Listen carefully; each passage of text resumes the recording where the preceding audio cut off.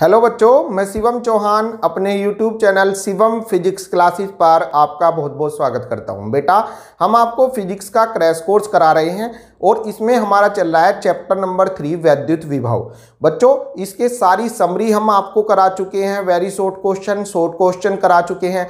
आज हम इस चैप्टर के न्यूमेरिकल लेंगे और याद रखिए, इस चैप्टर के न्यूमेरिकल ही ज़्यादा इंपॉर्टेंट हैं एग्जाम की दृष्टि से। लेकिन न्यूमेरिकल वही बच्चा कर पाएगा जिसने सारी समरी याद कर ली है। और समरी जो है वो मैंने पहले वीडियो में, इस चैप्टर के 3 वीडियो हैं। पहला जिसमें मैंने सारी समरी और एक अंक वाले क्वेश्चन कराए थे, दूसरा वीडियो जिसमें डेरिवेशन बताया था इस पार्ट का इंपॉर्टेंट, और तीसरा वीडियो आज जो कि पूरा चैप्टर को समाप्त कर देगा, है ना, न्यूमेरिकल कराने जा रहा हूं मैं इसके। और एक और लेक्चर बन सकता है एमसीक्यूज का। बच्चों, पहला क्वेश्चन है, दो बिंदुओं के बीच विभवांतर 60 वोल्ट है। विभवांतर बराबर 60 वोल्ट है। आगे का है बच्चों, एक बिंदु से दूसरे बिंदु तक 3 × 10⁻⁵ कूलाम आवेश को, एक बिंदु से दूसरे बिंदु तक, है ना, फर्स्ट पॉइंट से सेकंड पॉइंट तक कितने आवेश को, Q बराबर 3 × 10⁻⁵ कूलाम आवेश को ले जाने में कितना कार्य करना होगा, कार्य W बराबर कितना होगा, ये हमारा क्वेश्चन है। तो बच्चों कैसे करेंगे, एक बिंदु से दूसरे बिंदु तक ले जाने में कार्य पूछा है जबकि विभवांतर दिया है। तो जब विभवांतर निकालते हैं तो विभवांतर का सूत्र होता है विभवांतर बराबर W/Q। ठीक है, Q0 कह दो, बल्कि Q0 मतलब Q0 वो आवेश होता है जिस पर हम अपना परीक्षण कर रहे हैं, प्रैक्टिकल कर रहे हैं, तो इसलिए हमने इसको Q0 लिख दिया। अब विभवांतर हो जाएगा 1 से 2 पर ले जा रहे हैं, अर्थात V2 - V1 = W/Q0। अब बेटा W पूछ रहा है तो W इसको इधर ले जाइए, V2 - V1 इंटू में Q0। बताओ समझ में आ गया क्या? W ये मल्टीप्लाई में आ गया, तो W V2 - V1 मतलब विभवांतर, ये हमें दिया है 60 वोल्ट। Q0 मतलब परीक्षण आवेश दे रखा है 3 × 10⁻⁵। ठीक है बेटा, समझ में आ गया। अब गुना कर दो, W बराबर 60 तिया 180 गुना 10⁻⁻5, और W कार्य का मापन होता है जूल में। ठीक है, अब 2 अंक बाद पीछे ले जाइए पॉइंट, तो ये हो जाएगा W 1.80 गुना 10⁻³ रह जाएंगे, है ना। अगर पॉइंट को हम इधर ले जाएं तो ये पावर रह जाएंगी -3 जूल। इतना कार्य होगा। तो बताइए बच्चों, ये क्वेश्चन आपके समझ में आया। अब देखते हैं क्वेश्चन नंबर 2। लीजिए बच्चों, क्वेश्चन नंबर 2 है हमारा, 5 सेंटीमीटर की दूरी पर स्थित 2 बिंदु A और B। लो जी, 2 बिंदु हैं A और ये B, और इनके बीच की दूरी है बच्चों 5 सेंटीमीटर। ठीक है, A और B 5 सेंटीमीटर पर हैं। आगे चलते हैं। A पर विभव 10 वोल्ट, B पर -10 वोल्ट। बच्चों यहां पर A पर विभव है 10 वोल्ट और B पर विभव है 10 वोल्ट लेकिन माइनस में। ठीक है, 10 वोल्ट और -10 वोल्ट है। एक कूलाम को A से B तक ले जाने में कार्य, एक कूलाम का आवेश है, उसको A से B तक ले जाने में कार्य Q0 बराबर एक कूलाम को कहां से, A से कहां तक, B तक ले जाने में क्या पूछ रहा है, कार्य। तो जब भी किसी आवेश को मूव कराते हैं एक बिंदु से दूसरे बिंदु तक, तो कार्य निकालने के लिए विभवांतर का फॉर्मूला लगा दो, क्योंकि 2 बिंदुओं के बीच ले जा रहे हैं ना, तो 2 बिंदुओं के बीच क्या लगता है, विभवांतर। विभवांतर का फॉर्मूला होता है A से B पर ले गए तो VB - VA, है ना। A से B पर ले गए तो विभवांतर होगा अंतिम बिंदु का विभव माइनस प्रारंभिक बिंदु का विभव, अर्थात VB - VA = W/Q0। ये फॉर्मूला आप अप्लाई करिए और मान रख दो बस।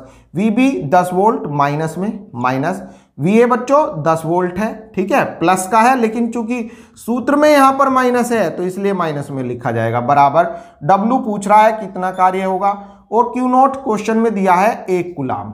तो ये हो जाएगा बच्चों -10 और -10 -20 = W, अर्थात कार्य होगा -20 जूल। अब चूंकि ये माइनस में आया, अर्थात 20 जूल कार्य प्राप्त होगा। ठीक है, तो मैं अपेक्षा करता हूं ये दोनों क्वेश्चन आपके समझ में आ गए होंगे, इनको आप उतार लें या अपने आप कर लें। आगे देखते हैं क्वेश्चन नंबर 3। देखिए बच्चों, क्वेश्चन नंबर 3 है, एक अल्फा कण 25,000 वोल्ट विभवांतर से त्वरित होता है।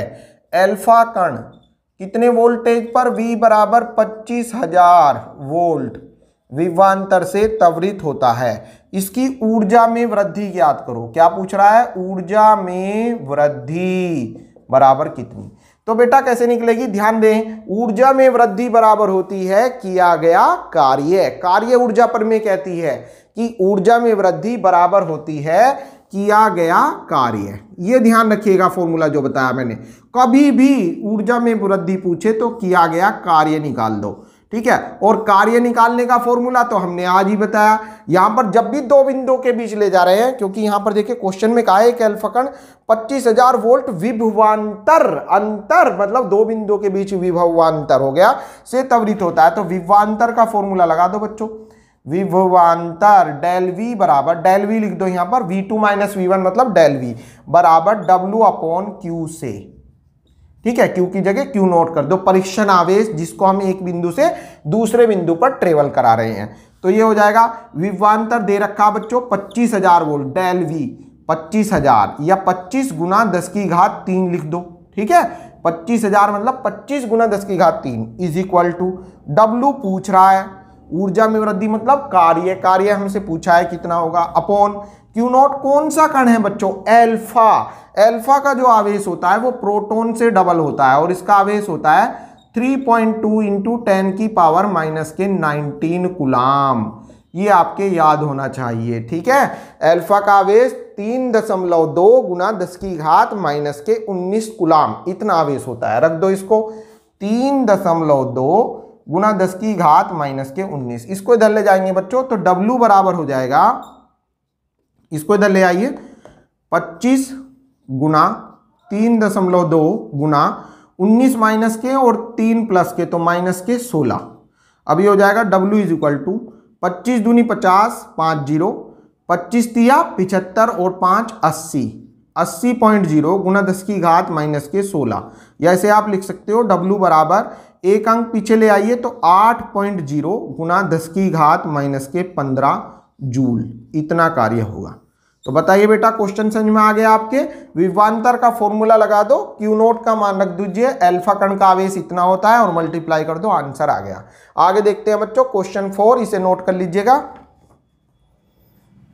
क्वेश्चन नंबर 4 है बच्चों, 40 माइक्रोकूलाम के दो आवेश 0.4 मीटर की दूरी पर हैं। ऐसे देखिए, 40 माइक्रोकूलाम, 40 माइक्रोकूलाम ये हो गया, 40 माइक्रोकूलाम ये हो गया। अब ये कह रहा है दोनों 0.4 मीटर की दूरी पर हैं, ठीक है जी हैं। आगे देखते हैं भाई, अब इनके मध्य बिंदु पर विभव ज्ञात कीजिए। मध्य बिंदु ये हो गया P, यहां पर A, B और ये P, यहां पर हमें VP निकालना है ना, P पर विभव कितना होगा, जबकि पैरावैद्युतांक दिया है 2, ठीक है। पैरावैद्युतांक मतलब K, पैरावैद्युतांक किससे डिनोट करते हैं? K से, इसका मान 2 दिया है। तो कैसे करोगे बच्चों? जब भी विभव पूछ रहा हो किसी विशेष बिंदु पर तो पहले आप इसके कारण निकालिए, फिर इसके कारण निकालिए, फिर दोनों के कारण कुल निकालेंगे। तो पहले आप देखिए, ये जो मध्य बिंदु है यहां से कितनी दूरी पर बैठेगा भाई? टोटल 0.4 है, तो 0.4 का आधा कर दो, 0.2 मीटर इधर से बैठेगा, ऐसे ही 0.2 मीटर इधर से बैठेगा, ठीक है। अब विभव निकालिए, चूंकि A के कारण कहां पर? P पर क्या विभव? फॉर्मूला आपके याद है, क्या सूत्र होता है? V इक्वल टू, जब भी किसी बिंदु आवेश से r दूरी पर विभव निकाल रहे हैं तो फॉर्मूला होता है 1/4πε0 Q/r। लेकिन यहां पर पैरावैद्युत माध्यम दिया है और ये होता है निर्वात में, तो पैरावैद्युत में दे तो कोई दिक्कत नहीं, यहां पर K और आ जाएगा, ठीक है। V1 कर दो बच्चों, यहां पर Q1 कर दो, यहां पर R1 कर दो और वैल्यू रख लो बेटा। V1 इक्वल टू, देखिए 1/4πε0, ये जो है ये इसका मान होता है 9 गुना 10 की घात 9, अपोन में क्या है बच्चों? K की वैल्यू पैरावैद्युतांक का मान दिया है 2, ये रख दो, ठीक है। 1/4πε0, 9 गुना 10 की घात 9, अपोन में क्या है? K का मान क्या होता है? 2 रख दो। Into Q1/R1। Q1 ये रहा बेटा 40 माइक्रोकुलाम, तो 40 गुना 10 की घात -6 अपॉन R1 ये रहा 0.2। ठीक है बच्चों, समझ में आया। अब आप क्या करेंगे, यहां से पॉइंट हटाओ, ऊपर एक 0 आ जाएगी। अब ये हो जाएगा 2 दूनी 4, देखिए 2 2 जा 4 है ना, 4 की हिस्से के काटो, 4 से कटे गए 10 बार। ठीक है, 4 10 जा 40 है ना, 2 दूनी 4, 4 से गया 10 बार, 4 धाम 40। और ये हो गए बच्चों अब V1 equal to 9 into power देखिए जरा, 9 और एक 10 और एक 11, 10 की घात 11 प्लस के और 6 माइनस के। ठीक है, तो ये बचेंगे 10 की घात 5। ये V1 आ गया 9 गुना 10 की घात 5 वोल्ट ए के कारण। बच्चों जितना ए के कारण पी पर विभव आया है उतना ही बी के कारण पी पर होगा। क्यों? क्योंकि डिजिट सेम है। देखिए यहां पर जितना आवेश है उतना ही यहां पर है, जितनी दूरी उतनी ये दूरी, अर्थात जितना ए के कारण पी पर विभव आया उतना ही बी के कारण होगा, क्योंकि बी के कारण कहां पर, पी पर क्या विभव सेम होगा, कितना, V2 इज इक्वल टू 9 गुना 10 की घात 5 वोल्ट। अब कुल विभव, P पर कुल विभव क्या करें, जोड़ दो, Vp बराबर V1 प्लस V2। क्यों जोड़ रहे हैं, दोनों प्लस के तो जोड़ेंगे। ठीक है, तो Vp बराबर हो जाएगा बच्चों 9 गुना 10 की घात 5 प्लस 9 गुना 10 की घात 5, तो ये हो गया Vp बराबर 9 9 18, 10 की घात 5 कॉमन है तो 18 गुना 10 की घात 5 वोल्ट। जैसे आप लिख सकते हो Vp बराबर 1.8 गुना 10 की घात 6 वोल्ट। इतना कुल विभव होगा P पर। तो बताइए बेटा आपके समझ में आया ये? ठीक है, अब देखते हैं नेक्स्ट क्वेश्चन, इसको नोट कर लीजिए आप।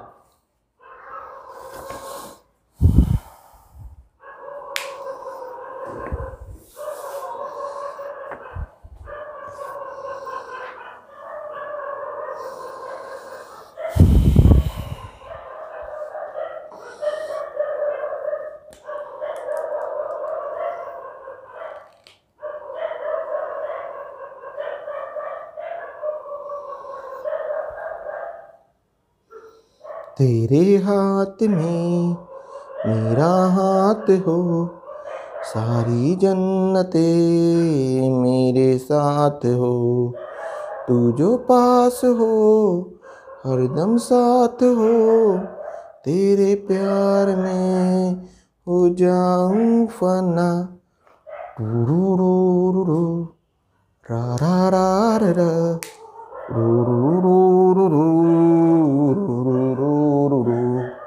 तू जो साथ हो हरदम साथ हो, तेरे प्यार में जाऊं फना, ला ला ला ला ला, हो हो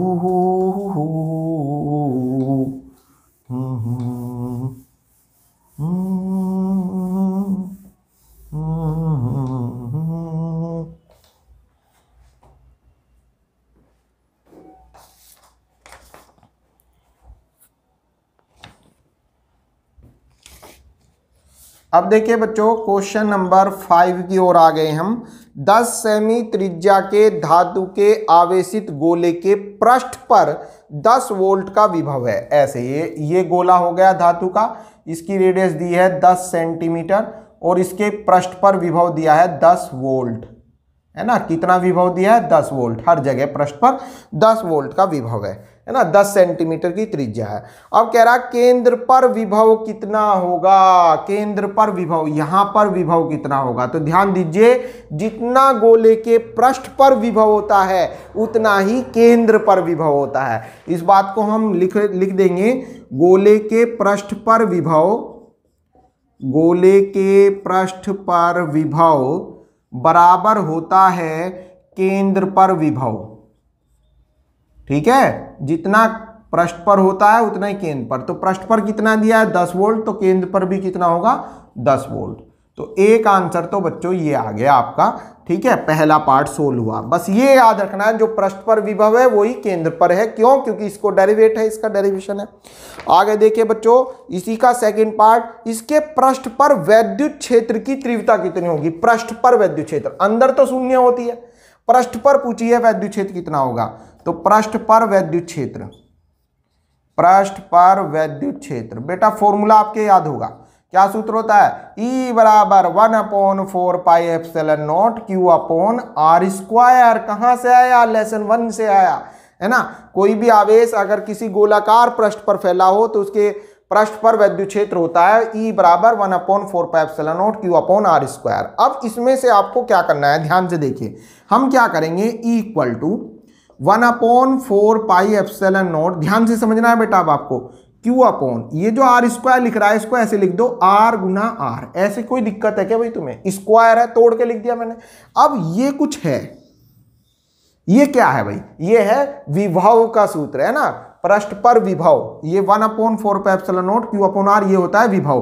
तो ये बन गया E बराबर, इसकी जगह V लिख दो, V अपॉन में क्या बचा अब R। तो फॉर्मूला बन गया हमारा E बराबर V अपॉन R। अब बस वैल्यू रखनी है और E आ जाएगा। E बराबर V की वैल्यू रखिए, कितनी है बच्चों, 10 वोल्ट, पृष्ठ पर विभव 10 वोल्ट, और R कितना है, 10 सेंटीमीटर है। तो इसको मीटर बना दीजिए, 10 सेंटीमीटर का मतलब हो जाएगा, 10 को 100 से भाग कर दो, 0.1 मीटर, ठीक है। तो 0.1 पॉइंट हटाओ, एक जीरो पर आ जाएगी, तो E बराबर हो जाएगा 100 न्यूटन प्रति कूलाम। बताओ बेटा समझ में आया क्या? ठीक है, देखिए नेक्स्ट क्वेश्चन, इसको नोट कर लीजिए। क्वेश्चन नंबर 6 देखेंगे बच्चों, ये इंपॉर्टेंट क्वेश्चन है बहुत। क्वेश्चन नंबर 6 है, प्रत्येक 2 मिलीमीटर व्यास की 27 बूंदों को मिलाकर एक बड़ी बूंद बनाई गई। 27 बूंद थी, 27 बूंद, और इन्हें मिलाया और क्या बना दी, एक बड़ी बूंद। तो पहले बूंद वाले क्वेश्चनों में याद होगा आपको, सबसे पहले जितनी भी बूंदों से मिलकर एक बड़ी बूंद बन रही है उनका आयतन बराबर रख दो। उससे क्या फायदा होता है, त्रिज्या निकल जाएगी बनने वाली बूंद की, ठीक है। तो 27 छोटी बूंदों से बन रही है एक बड़ी बूंद। तो पहला काम क्या है, बूंदों का आयतन, 27 बूंदों का आयतन बराबर होगा एक बड़ी बूंद का आयतन। बात समझ में आई? क्लियर? जब से पहले जैसे 1000 बूंद मिलकर बना रही हैं एक बड़ी बूंद, तो 1000 बड़ी बूंद का आयतन बराबर एक बड़ी बूंद का आयतन। समझ में आए? 1000 बूंद है ना, 27000 बूंद मिलकर एक बूंद बड़ी बूंद बनाए, तो 27000 छोटी बूंदों का आयतन बराबर एक बड़ी बूंद का आयतन। तो पहला काम हमारा क्या है, आयतन बराबर रख दो। क्यों रख दो? इससे त्रिज्या निकल आएगी। देखो कैसे, 27 छोटी बूंद थी तो 27 गुना छोटी बूंद, बूंद कैसी होती है, गोल, गोले का आयतन 4/3 पाई छोटा आर की क्यूब बराबर बड़ी बूंद का आयतन, तो 4/3 पाई बड़ा आर क्यूब। देखिए, बड़ी बूंद बड़ा आर, छोटी बूंद छोटा आर। समझ में आया? अब जो कटता है काट दो, इससे ये गया, इससे ये गया। 27 देखिए, 3 तिया 9 तिया 27, ये 3 का क्यूब है, तो इसे आप लिख दो 3r का whole cube is equal to capital R cube. इस क्यूब से एक क्यूब कैंसिल, अर्थात बड़ा R बराबर 3r। अर्थात इसका मतलब यह है कि जो बड़ी बूंद बनी, 27 बूंदों से जो बड़ी बूंद बनी, उसकी त्रिज्या, बड़ी बूंद की त्रिज्या छोटी बूंद की त्रिज्या से कितनी गुनी है, 3 गुनी है। ठीक है, तो हमने अभी सवाल नहीं पढ़ा, केवल जो बूंद का मैटर दिया था उसी में आयतन बराबर रख के त्रिज्या निकली आई। ठीक है, अब सवाल पढ़ेंगे। बूंद वाले सारे क्वेश्चनों में ऐसे ही करना है, आयतन बराबर रख दो, जो बूंद बन रही है उसकी त्रिज्या निकल के आ जाएगी, जैसे यहां पर आ गई। आगे देखिए बच्चों, आगे का है बेटा, प्रत्येक आवेशित बूंद पर 10 की घात -12 कूलाम आवेश है, तो बड़ी बूंद का विभव ज्ञात कीजिए। तो देखिए, जो प्रत्येक आवेशित बूंद है मतलब छोटी बूंद पर आवेश कितना दिया है बच्चों, 10 की घात -12 कूलाम, ये छोटी बूंद का आवेश है। ठीक है, और त्रिज्या दी है कितनी, 2 मिलीमीटर, है ना। कितनी है, व्यास दिया है 2 मिलीमीटर, व्यास छोटी बूंद का व्यास मतलब त्रिज्या का 2 गुना, बराबर 2r बराबर 2 मिलीमीटर। तो बेटा r कितना हो जाएगा, आर बराबर 2 से 2 ही कम 2 1 मिलीमीटर है ना, डिवाइड कर दो है ना, आधा कर दो बेटा, ये व्यास है तो त्रिज्या आधी हो जाएगी 1 मिलीमीटर, अर्थात आर बराबर हो जाएगा आपका 1 गुना 10 की घात माइनस के 3 मीटर। तो ये दो चीजें हमें क्वेश्चन में गिवन है। छोटी बूंद पर आवेश 10 की घात माइनस 12 कूलाम दिया है, छोटी बूंद की त्रिज्या, हालांकि व्यास दिया था इसने 2 मिलीमीटर, उससे हमने त्रिज्या निकाल ली 1 मिलीमीटर, मतलब 1 गुना 10 की घात माइनस 3 मीटर। तो आवेश पता है हमें छोटी बूंद का, मतलब छोटा क्यू पता है और छोटा आर पता है। पूछ क्या रहा है भाई, तो ये कह रहा है बड़ी बूंद का विभव ज्ञात करो। बिल्कुल निकालेंगे, बड़ी बूंद का विभव, बड़ी बूंद का विभव क्या हो जाएगा, ध्यान से देखना, V बराबर 1/4 pi epsilon not Q upon R। लेकिन किसका पूछा है, बड़ी बूंद, तो बड़ी बूंद के लिए यहां पर कर दो बड़ा Q अपॉन R के रिप्लेस कर दो बड़ा R। ठीक है बेटा, बड़ी बूंद तो बड़ा Q और त्रिज्या भी बड़ा R। अब ये हो जाएगा V equal to 1/4 pi epsilon naught, बड़े Q के रिप्लेस आप रख देंगे, बड़ी बूंद किससे मिलकर बनी है, 27 छोटी बूंद से, अर्थात बड़े Q की जगह हो जाएगा 27 छोटा Q अपॉन बड़े R की जगह आप रख दोगे, ये रहा बच्चों 3R, रख दो 3R। अभी हो जाएगा 3 से कट जाएगा, 3 निम्मा 27, अर्थात V इक्वल टू, वैल्यू रख लो बच्चों सबकी। अब इसका मान हमारे याद है 9 गुना 10 की घात 9 इंटू बड़े Q को हमने बदल दिया, जितनी बूंद मिलके बना रही है उतने गुना आवेश हो जाएगा इसका। तो बड़ी Q 27 बूंद थी तो 27 छोटा Q आवेश हो गया। बड़ा R हमने निकाल लिया था शुरुआत में है ना, 3R आ गया था, ये रख दिया, 3 से कट गया, 3 निम्मा 27, 9 लिख दो इंटू, ठीक है, इसका मान ये हो गया 3 निम्मा 27, 9 लिख दिया इंटू छोटा Q दिया है ये रहा 10 की घात माइनस के 12 अपॉन छोटा R, आजा आजा 1 गुना 10 की घात माइनस 3। अब ये हो जाएगा V इक्वल टू 9 निम्मा 81 गुना, पावर देखिए बेटे, ये जो 10 की घात माइनस 3 है ये ऊपर जाएंगी, ऊपर जाके प्लस हो जाएंगी, 9 और 3 12, 12 प्लस की और 12 माइनस की। ठीक है, ये ऊपर गई, ऊपर जाके प्लस हो जाएंगी, तो 10 की घात 12 प्लस की इंटू 10 की घात 12 माइनस की, इससे ये खत्म, अर्थात V बराबर आ गया 81 वोल्ट। अर्थात जो इन 27 बूंदों से बड़ी बूंद बनेगी उसका विभव 81 वोल्ट होगा। तो बच्चों मैं अपेक्षा करता हूं ये भी क्वेश्चन आपके बढ़िया समझ में आ गया होगा। अब आगे देखते हैं। देखिए बच्चों, अब देखते हैं क्वेश्चन नंबर 7 है हमारा। एक कैथोड किरण कंपनदर्शी में प्लेटों के बीच की दूरी 6.25 मिलीमीटर है। कैथोड कंपनदर्शी मतलब CRO, कैथोड रे ऑसिलोस्कोप में प्लेटों के बीच की दूरी 6.25 मिलीमीटर है। बेटा इसको मीटर में बनाइए, D बराबर 6.25 गुना 10 की घात माइनस के 3 मीटर। ठीक है, अब आपको इस चीज पे कंफ्यूज नहीं होना है कि कैथोड किरण कंपनदर्शी क्या है, ये अब 12th में सिलेबस में नहीं है, CRO। ठीक है, बस आपको क्वेश्चन पढ़ना है, देखना है क्या क्या दिया है और फिर अपना फॉर्मूला अप्लाई करना है। तथा इनके बीच 3.125 किलो वोल्ट का विभवांतर, विभवांतर को बच्चों लिखते हैं V से, V बराबर 3.125 किलो वोल्ट।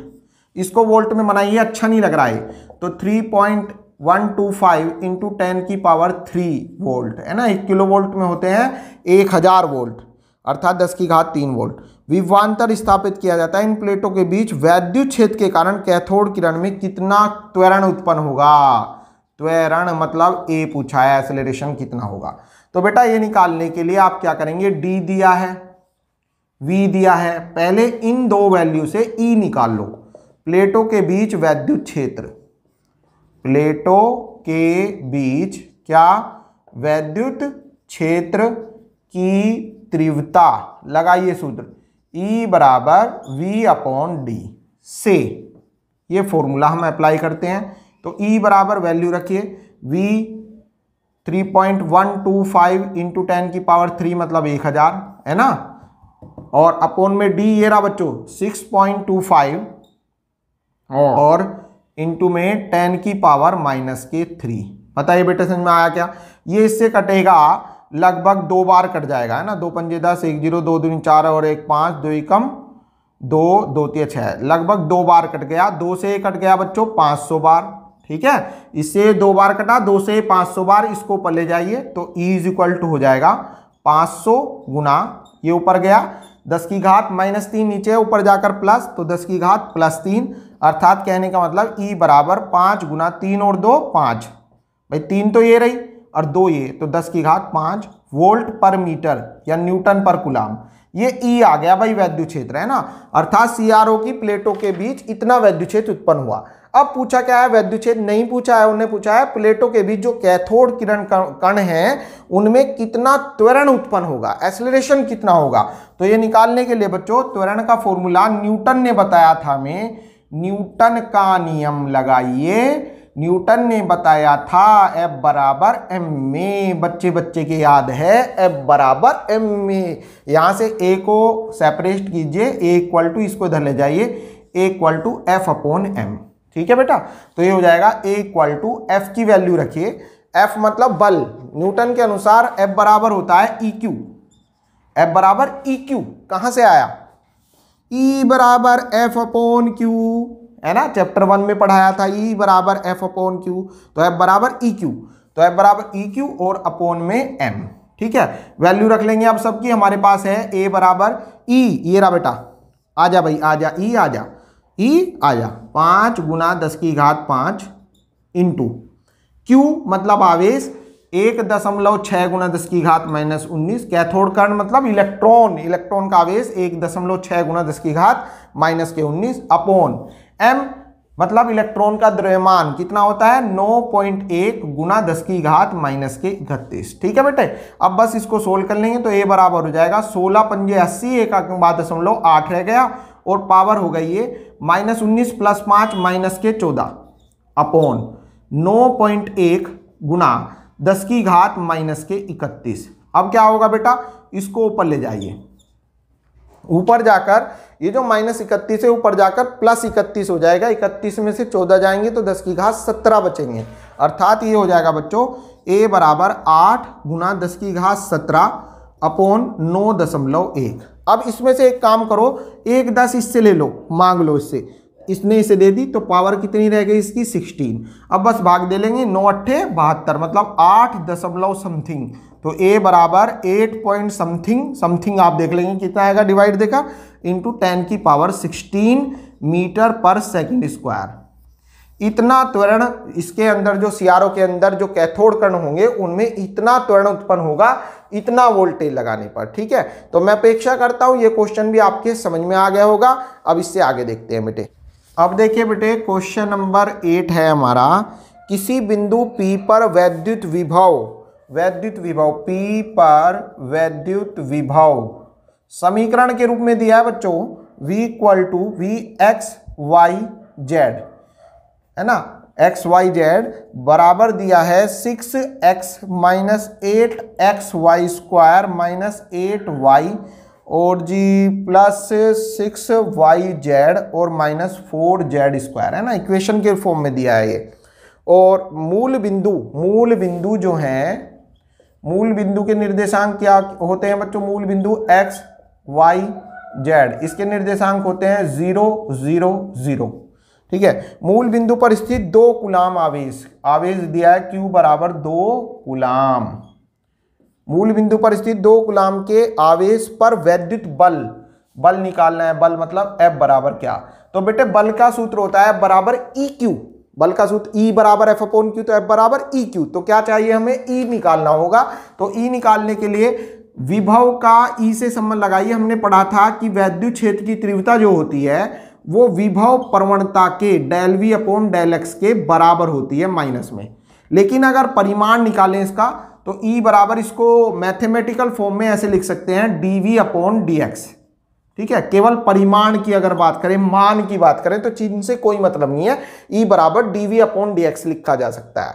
अब ये फॉर्मूला जो है, जब हम इसको वैद्युत क्षेत्र का जो मान निकालेंगे, चूंकि ये वोल्टेज का जो मान है वो 3 अक्षों के अनुदिश दिया है, x y z के रूप में दिया है, समीकरण के रूप में। इस टाइप के क्वेश्चन बहुत आते हैं बोर्ड एग्जाम में, है ना। तो इसको ऐसे करेंगे, देखिए ये x अक्ष, ये y, ये z, तो तीनों अक्षों पर अलग अलग वैद्युत क्षेत्र निकालेंगे। x अक्ष पर E1, y अक्ष पर E2, z अक्ष पर E3, तीनों पर अलग अलग। तो पहले हम x अक्ष पर देखते हैं, x अक्ष पर वैद्युत क्षेत्र क्या होगा।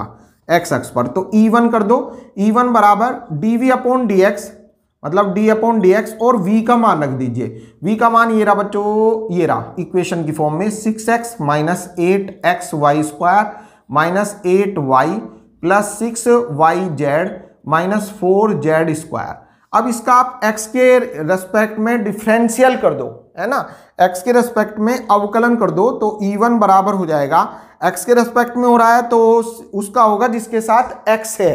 तो x यहाँ पर है, यहाँ पर भी है, यहाँ नहीं है, यहाँ नहीं है, यहाँ नहीं है, तो इसका होगा, तो ऐसे हो जाएगा, x का हो जाएगा 1 तो 6 आ गया बच्चों, माइनस 8 x का हो गया 1 तो 8y स्क्वायर, ये आ गया। ठीक है, ये E1 हो गया। अब कहां पर पूछा है, ये मूल बिंदु पर, यहां पर कौन रखा है, 2 कूलाम का आवेश, Q बराबर 2 कूलाम का आवेश मूल बिंदु O पर रखा है। मूल बिंदु के निर्देशांक होते हैं 0 0 0, अर्थात मूल बिंदु पर x भी 0, y भी 0, z भी 0, तो अर्थात E1 हो जाएगा। मूल बिंदु के लिए बात करें अगर, तो मूल बिंदु के लिए एक्स वाई जेड आपको क्या रखना है, 0, तो अर्थात E1 बराबर हो जाएगा 6 माइनस 8, वाई की जगह 0 रख दो, 0 का स्क्वायर तो 0 हो गया है, तो ये सारा 0, अर्थात E1 बराबर आ गया 6 वोल्ट पर मीटर। ये E1 आ गया किस अक्ष के लिए बच्चों, एक्स अक्ष के लिए। ऐसे ही अब आप निकालिए वाई अक्ष के लिए E2, वाई अक्ष के लिए E2 सेम ऐसे ही करेंगे बच्चों।